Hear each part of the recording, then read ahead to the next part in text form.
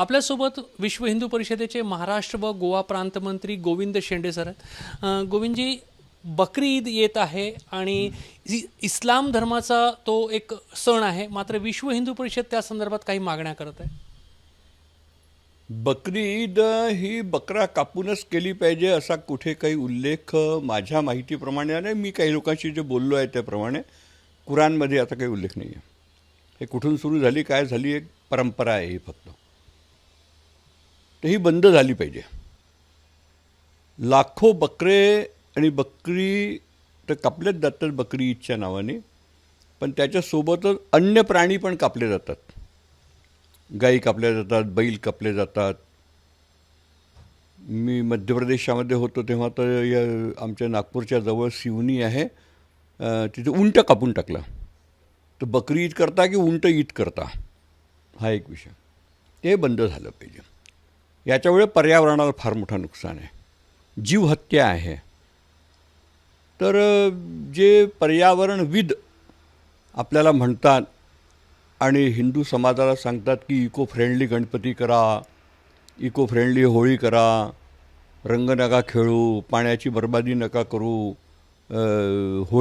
होळीमध्ये हे नका करू, दिवाळीमध्ये फटाके नका फोडू, यांना का नाही सांगत की इको फ्रेंडली बकरी ईद करा म्हणून. पर्यावरणाला हानी पोहोचते याचा काही सायंटिफिक आधार असा आहे का की पर्यावरणाला बकरी ईद आणि मोठ्या संख्येने प्राण्यांच्या कुर्बानीमुळे अशा पद्धतीने हानी पोहोचते? मांसाचे तुकडे जिकडे तिकडे फेकल्या जातील, रक्त नद्यांमध्ये वाहल्या जाईल, नद्यांचा पाण्याचा रंग बदलून राहिला आहे. अब तुम्ही बकरी ईदच्या जवळपासच्या याच्यामध्ये तुम्ही बघा नद्यांमध्ये, आणि रक्त हे जर जमिनीमध्ये पडेल तर त्याचा परिणाम तर होणारच आहे जमिनीमध्ये. तरी पर्यावरणाला नुकसान आहेच. तर हे पर्यावरणविदांनी त्याचा विचार करावा. हिंदू धर्मामध्येही बळी देण्याची प्रथा होती, काही ठिकाणी ती पाळली जात होती.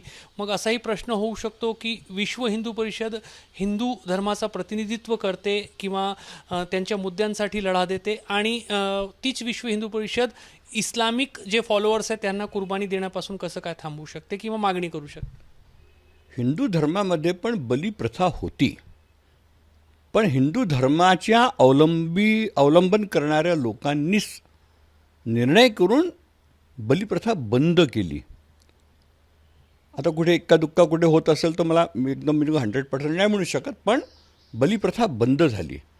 मंदिरांमध्ये होत होती, मठांमध्ये होत होती, काही असे ठिकाण होते की जिथे बली होत होती, बकरे कापले जात होते, मुर्गे कापले जात होते.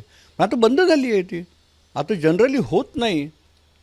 म्हणजे हिंदू धर्मियांनी जशा पद्धतीने किंवा हिंदू धर्मातील जे धुरीणं आहेत त्यांनी ठरवलं की बलिप्रथा बंद केली पाहिजे, तशाच पद्धतीने इस्लाममध्येही तसं व्हायला हवं असं आपली अपेक्षा आहे. समाजामध्ये आवश्यकतेनुसार परिवर्तन होत असतात, परंपरेमध्ये पण परिवर्तन होत असतं.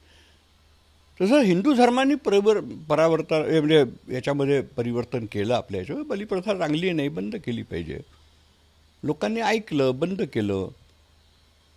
तर यांनी पण आपल्या याच्यामध्ये परंपरेमध्ये काही परिवर्तन आणायला पाहिजे की बाई प्राणी हत्या, बली हे चांगली गोष्ट नाही आहे, बंद केली पाहिजे.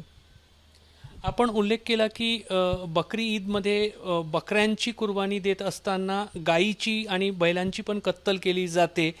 महाराष्ट्रामध्ये गौहत्या प्रतिबंध आहे, देशातील अनेक राज्यांमध्ये गौहत्या प्रतिबंध आहे. मग ही कोणाची जबाबदारी आहे? जर बकरी ईदच्या नावाखाली गायी कापल्या जात असतील तर कोणी थांबवावं? मागच्या अनेक वर्षाचा असा अनुभव आहे की बकरी ईदच्या आसपास फार मोठ्या संख्येमध्ये गायीची म्हणजे गोवंशाची तस्करी होते. फार मोठ्या संख्येमध्ये लुकून छुपून त्यांची हत्या होत असते बकरी ईदच्या दिवशी, आणि त्याच्याच करता हे सगळे होत असतात.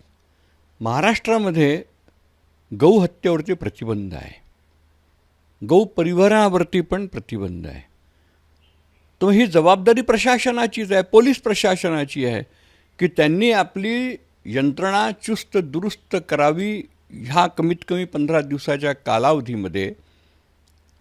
आणि असं जर घडून येत आहे किंवा असं दिसतं आहे तर त्याला रोखण्यासाठी सगळे सर्वतोपरी प्रयत्न करावे. आमचे कार्यकर्ते तर गौ तस्करी रोखण्याकरता सर्वतोपरी आपलं जीवसुद्धा धोक्यामध्ये टाकून करतात. पण पोलीस प्रशासन करतो का? तर ही तर जबाबदारी सरकारचीच आहे. सरकारने नियम बनवला, सरकारने कायदा बनवला, तर त्या कायद्याचं अंमलबजावणी करण्याची जबाबदारी पण सरकारचीच आहे. सरकार जर हे नाही करत, सरकारचं अपयश आहे. तुम्ही विश्व हिंदू परिषद म्हणून ज्या राजकीय पक्षाचे जास्त जवळ मानले जातात त्या भाजपची सत्ता आहे महाराष्ट्रामध्ये. असू द्या ना, सरकार आहे. आमचे मित्र आहेत त्याच्यामध्ये. ठीक आहे, आमच्या मित्रांची पण तर कान पकडल्या जाऊ शकतात ना, त्यांना पण तर ताकीद दिली जाऊ शकते ना, किंवा जे चुकीचं आहे ते चुकीचं आहे, जे चूक आहे ते चूक आहे. त्याच्यामध्ये काय आमचा मित्र आहे म्हणून त्याची चुकाला झाकायला थोडी पाहिजे की.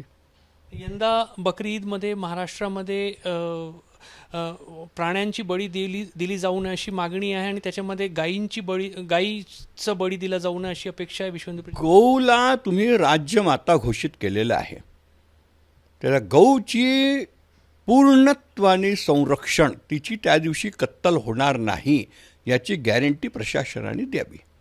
तर बकरी ईदच्या पार्श्वभूमीवर विश्व हिंदू परिषदेने जे इस्लाम मानणारे जे फॉलोअर्स आहेत त्यांच्याकडूनही अपेक्षा व्यक्त केलेली आहे की कुर्बानीच्या नावाखाली प्राणी हत्या केली जाणार नाही. आणि सोबतच सरकारकडून अपेक्षा आहे की काही लोक ज्या पद्धतीने गायीची कत्तल करतात ती या बकरी ईदमध्ये मुळीच होऊ नये यासाठी प्रशासनानं लक्ष घालावं. खास करून पोलीस प्रशासनानं त्या संदर्भात लक्ष घालून गौहत्या प्रतिबंध महाराष्ट्रामध्ये त्याची काटेकोरपणे अंमलबजावणी करावी. कॅमेरामॅन मिथुन आदमनेसह रजत वसिष्ठ, एबीपी माझा, नागपूर.